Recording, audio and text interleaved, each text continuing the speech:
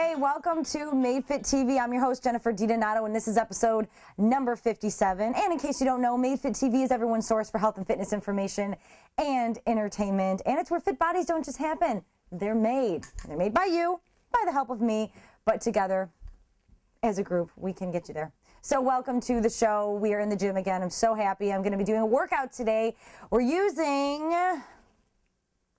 resistance bands. Yay! Do you guys have any of these? I hope so. They're very affordable and you can bring them anywhere you want to. You can do a lot of things with them. And if you're not sure, if you're looking through that little pamphlet and you're like, you know what, there are a couple movements on here because I know these come with pamphlets of movements.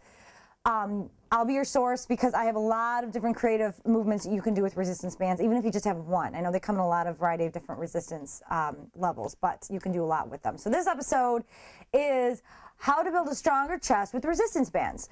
Because you see, like I said, a lot of those simple movements and you think, well, is this even doing anything? But the reason why resistance bands are really important is because they're good to incorporate into your regular strength training regimen to mix it up, to get a little bit more creative with the muscles and to challenge your muscles in a different way.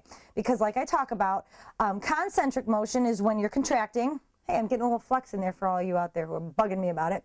So concentric, but then on the lowering, you're doing the eccentric movement. So there's really not a lot of resistance on the downward. Well, what resistance bands do is they provide that resistance on all ranges of motion, not just one, not just on the contracting. So this is why this episode is pretty important, and it's helpful for you if you're looking for a way to have an affordable, good workout. So starting out, exercise movement number one, we're going to do a front press with the resistance band. So what you're going to do is, and you can have any resistance band. If you have one that is just too light, what you can do is just choke up on it like this and do it like that. But this one that I have is about a medium resistance, so it's good for me. You're going to step on it with one foot and you're going to keep your chest up. You can bring the back foot back, heel up, because I want you to keep your body nice and aligned, because if you're keeping your feet together, which is fine, you might have a tendency to hunch forward, so this way you can help keep your body upright. So you're going to have your palms, bring them up. You're going to feel the resistance already. This is a starting and ending position.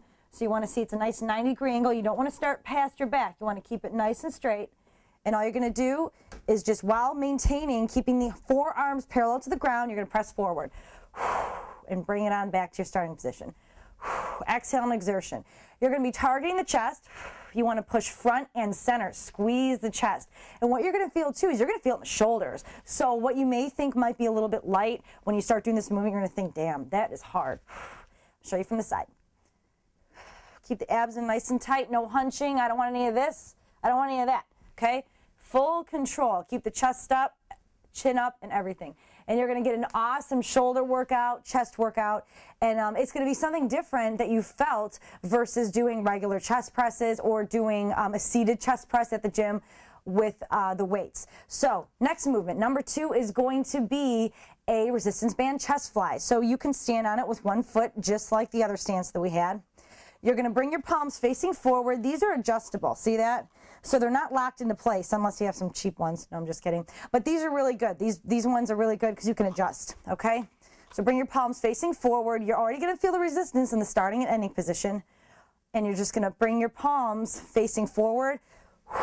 Close it in. And you don't want to allow your arms to go past your back, just like on that chest press. Keep the chest up.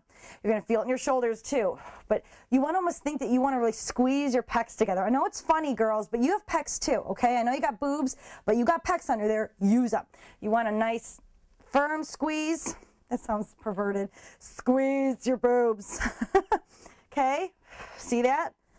Nice chest press. I'm sorry, chest fly. Chest fly. And the way you want to think of it is like a dragonfly wings, like that.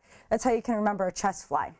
Okay, so that is going to target not only the main muscle of the chest, which would be the pec major, but also the pec minor, which runs along here. Okay, so you're going to get nice, firm. You really want to build up the chest because that is a big part of your body, a big muscle group. Okay, number 3 movement is going to be the single arm chest fly. So what I want you to do, and this one's really great because you're targeting one side of your chest, but you're forcing your core to work and engage because you're forcing your body to control itself because you're only using one side.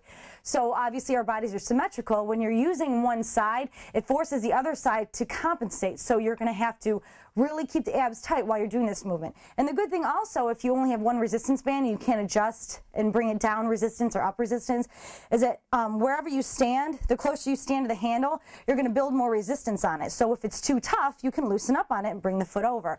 So you can stand with either both feet on there or one like we were doing. And I want you to bring it up just like before. Losing my balance here. And you're just going to do the same movement, but really focus on squeezing the pec. You want to bring it center, maybe a little bit more over, and target all of that. And if you feel like, you know what, I'm not, like really focus on working the chest. And this may take some practice, especially for the girls out there, because, you know, you don't think about working your chest. So you really want to visualize and really feel where those muscles are, because it really makes a difference when you work them out. It really does, guys. So it may take a few weeks. You know, you may have to visualize, close your eyes, you know, practice, everything like that, but it works because you want to be more in tune with your body and what your muscles are doing for a total body optimal workout, because you don't want to cheat yourself on that. Okay, last movement I'm going to show you is going to be a push-up with the resistance band. Now this is interesting because last week I know I showed you guys one with a plate weight on there, but this one I want you to put the resistance band over your back and you can tighten up on it. So what I'm going to do is I'm just going to put it around me like this, and I'm going to choke up on this one because I know that it's a little bit longer. So you're going to get on the ground. I'm going to do it up to the side. See how I just get on the ground, bring it around. Okay, so now this is creating resistance when I do my push-ups on the way up. And it's not only on the way up, but it's also on the way down, because not only is it resisting me when I'm coming up, it's pushing me down, and I want to resist it when I'm coming down, because you want to do them nice and slow and controlled. So I don't know. I hope you guys think this is kind of cool. It just provides a little bit more of a different dynamic to the movement and creating a different form of resistance, because not only are you resisting on the way up, but on the way down, it's pretty killer because it's pushing you. So you want to control that. You always want to remember, you want to be in control of what your muscles are doing. You don't want the weights to push your muscle. You want to control the weights, because the muscle, think of like the weights as like they're your bitch, you know, like you want to control them. So you don't want the weights to tell you what to do. You got to do it the other way around, because it's got to work in your favor. So for those movements, you guys, email me, let me know what you think. Jenny@MadeFitTV.com. You know, typical repetitions, you can do like, you know, 10 to 12 per side with the flies. You know, I'll write it all out on the blog. So now let's get to viewer mail. Okay. Viewer mail, I really like this one. I think it's really important for you guys to listen to this one. It's from Daniel. I don't know where he's from because he emailed me directly. But he says he's trying to live a healthy lifestyle with no support from his wife. I'm sorry. He says that she's jealous because he has the motivation and she doesn't. But anyway, he said he lost 35 pounds over the past year and a half, and he's trying to lose another 15 to 20. Awesome. He says he usually works in the late afternoon to early AM hours, and when he gets home at night around 2 a.m., he's almost always starving.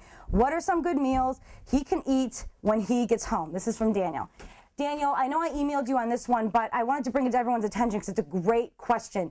Eating at night will not make you fat. It depends on what you're eating. If you're eating a large amount of carbohydrates, and if you're going to bed right after you're eating that, that is going to store probably as fat, because carbohydrates are used for energy. So if you are not expending energy right after you eat and you just lay down, you may store it. So instead, if you're going to do that, you want to eat the carbohydrates and then maybe go for a run. So if you're coming home at 2 a.m. and you're starving, your body's telling you, you need to eat. You're burning calories, you need to eat. Eat higher protein foods like an egg white omelet or a low carb protein shake, something that will hold you over for the nighttime until the morning, because it's okay to eat. It just matters on what type of foods you're eating. So please eat at night. If your body's hungry, just make sure it's more higher quality proteins and minimal carbohydrates, because like I said, carbohydrates are used for energy. So email me at Jenny@MadeFitTV.com. Daniel, thanks so much for the email. You guys, you can check me out on Twitter. I'm at Jenny DiDonato. Facebook,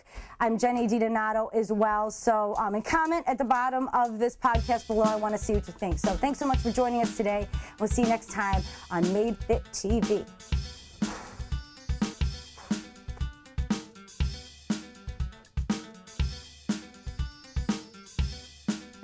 set it up.